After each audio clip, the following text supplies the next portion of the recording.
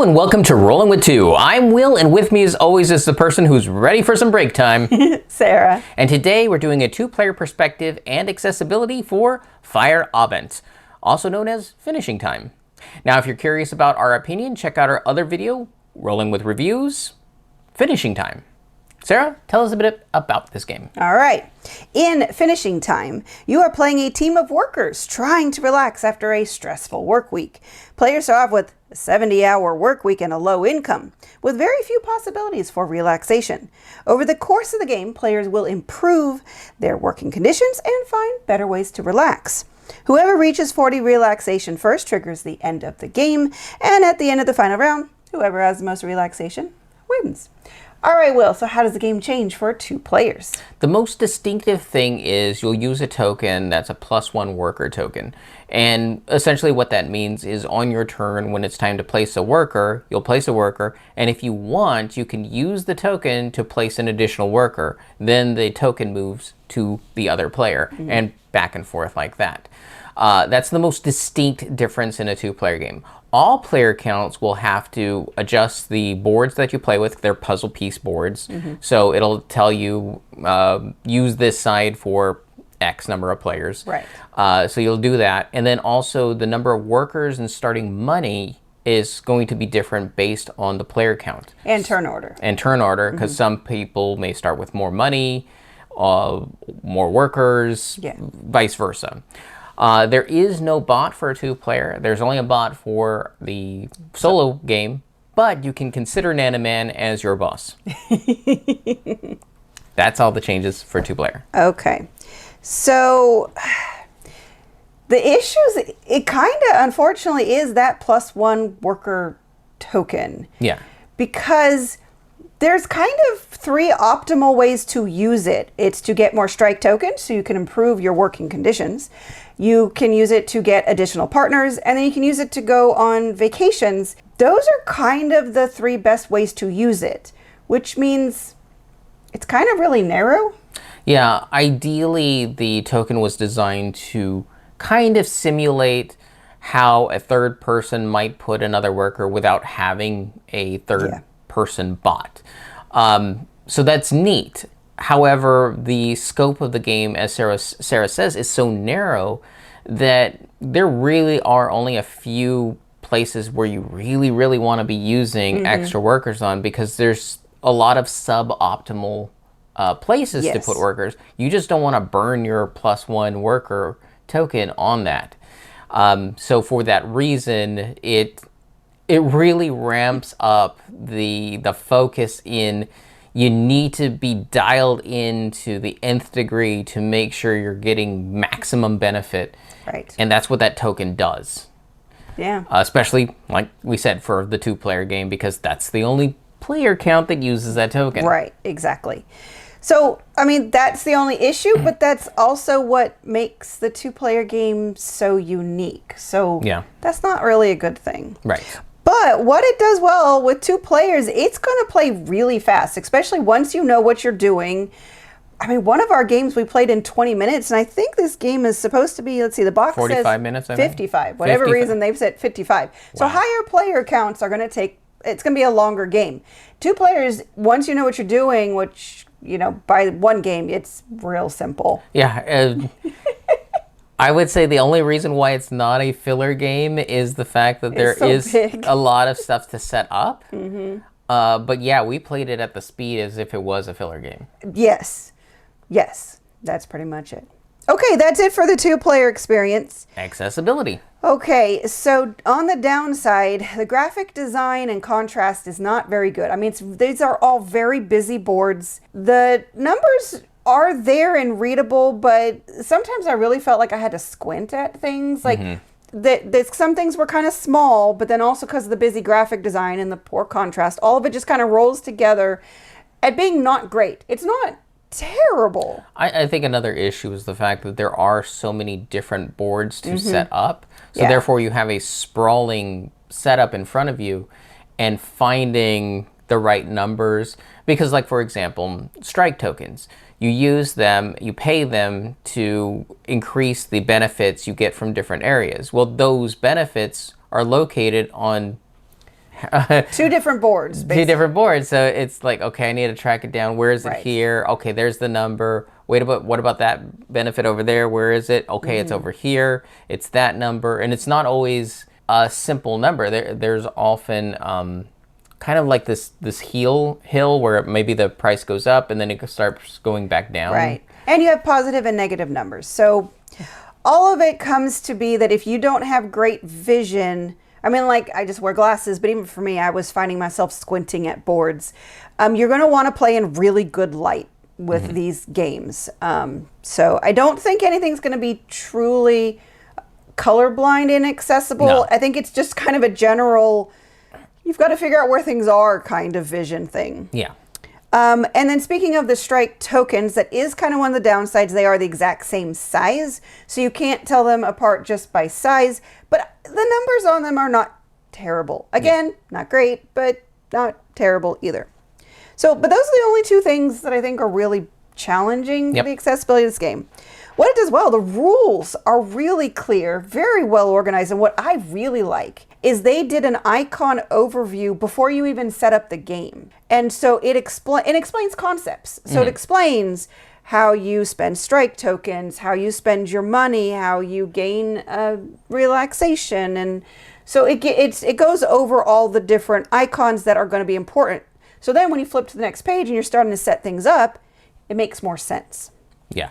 So I really like that. Player colors, I think, are going to have a good enough variety unless maybe you're playing at max player counts. But even then, if you have one person who has some colorblind accessibility, use white or black, because thankfully they included those two colors. Yes. And which is not normal for a player color. But I've seen more games, thankfully, using black and white, because I think people are, I mean, this is an older game in terms of, well, 4 years old as of this recording, came out in 2020.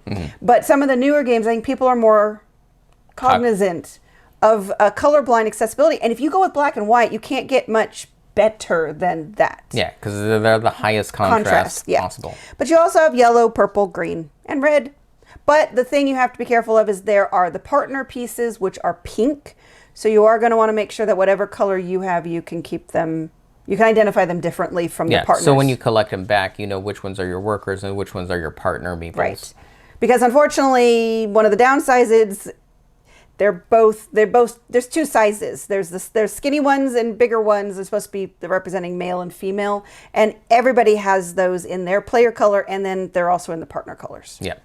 So you can't do it by shape. Icons, they're all easy, unique, easy to understand kind of thing. The money tokens are different sizes. So there's 1s and 5s, and they're not greatly different from each other, but the 5s are slightly bigger. I mean, in the end, all of it's open information. Yep. And then what I really appreciate is because this has pretty good gender representation, because you have workers that are both male and female. I mean, granted, they're meeples, so it's skinny versus fatter, not fat, but, you know, bigger. Broader. Thank you. That's a much better word. Very squarish. Yeah. Minifigure. So you've got male and female. So if you want to pick up, I don't know, more female partners, and you could put them with your female workers, or you could get male partners and put them with your male workers, or you could consider them non-binary. I believe even the rules say that your workers are male, female, and non-binary. So there's that.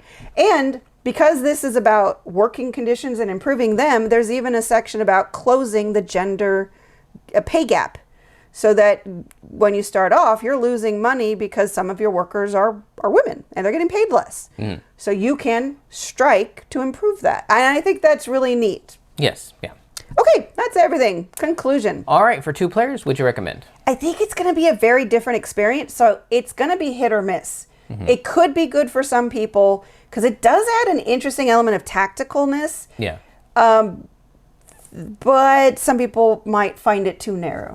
I found, like, playing at a 2-player count, I got into a very zen-like play style where because of how narrow things were, I didn't have to dwell on decisions. Right. Even though if I did, I probably would have played just a little bit better. But I kind of like that whole boom, turn, boom, turn, boom, turn, boom, turn. That's true. It goes just went back and forth really yeah, quickly. Really fast. But like Sarah said, because of the +1 player and with optimization of how the game is Right. structured, it's going to feel like it could get solved really early. So Yeah. it's not a game that you can play over and over again, especially at a 2-player count. Right. You'll need to vary it up with other player counts. Yeah, if you know you can play this with higher player counts, but you'll also play it at 2 players, then it's a good game to pick up. Not sure if you're only going to play it 2 players that this is one we can highly recommend. Right. All right, accessibility. I'm going to say it's mostly good. I mean, the biggest challenge is the busy boards and kind of squinting to figure out where things are. That's Agreed. kind of it. I just like the fact that it's open information. So Yes. there's usually no problems when it comes to that. Just have to wait a few more moments for me to figure out where things are and focus on them with my eyeballs. Right. All right. All right, and that'll do it for us. And Sarah, Yes. one thing I really liked to highlight, especially when a game does it well, is in terms of development, and like you pointed out with the accessibility, the instructions. Yes. Can you think of many games that have set up like this, where they've talked about all the symbols, basically gave you good context before they threw you into the deep There's end? been a few. And I think they've been more recent games that have had more complex concepts. I cannot think of any off the top of my head specifically, but I feel like we've played a couple where they're like, here are the important concepts to go over before you even try to figure out how to set up the game. Because Right. there have been games where we're trying to set it up and we're so confused about concepts because they're important to set up that we don't know we just can't figure out what's going on. Yeah, well, it also helps in the fact that when they start bringing out names and terms that they use, and you're supposed to know this in setup before you even know the term. Exactly. It's just very, very frustrating. Yeah. So if they say, okay, partners, you're like, well, what's a partner? Well, Right. you don't have to worry about that because Yeah. this game covers. And so, yes, I wish more rule books would do it, especially the ones that are on the more complex, heavy side. I think going over major concepts or icons before you even get to setup, I think. Now, some people do it through the component list, but some people Yeah. do terrible component lists too. So, Well, yeah, it'll be very detailed all the way Right. through, and then it'll be like, and then there's like 20 some odd of this thing. they just kind of not- gave up at the end. Yeah, and not all of those are even the same component. They're like, oh, some are cards, some are tokens, some are. We recently opened up a game that was like this. That's why it just came to mind. Whereas, It's like all these details, and then here's like 20 other components that are just there, and you're like, how do I know which one? I mean, it shows pictures, but it doesn't say how many of each token or card Right. you're supposed to have. And I'm like, you gave up right at the end. I know you ran out of space, but you could have done it differently somehow. But yes, so if you're a designer, make sure to do the components up first, as well as symbols Yes. and terms that you use in the game. Yeah. Put in pictures and give quantities. Yes, These are please. all very good, Yes. good information to have for players that need to know it at any stage of the game, whether they're It'll make learning the game so much easier. and making sure that they're not missing anything. That too. Yes. That too. All right. All right, and why would you ever roll with just one when you can be Rolling with two? If you have any questions, comments, or concerns, you can reach out to us on the various social media platforms at Rolling with Two, that's TWO. We're on Blue Sky, Facebook, Twitter, and Instagram. For Discord, we have a channel on Tabletop Express. Check the show notes for the invite link. If you have time, check out the other content Nanaman has found for you, because remember, he's rolling with you.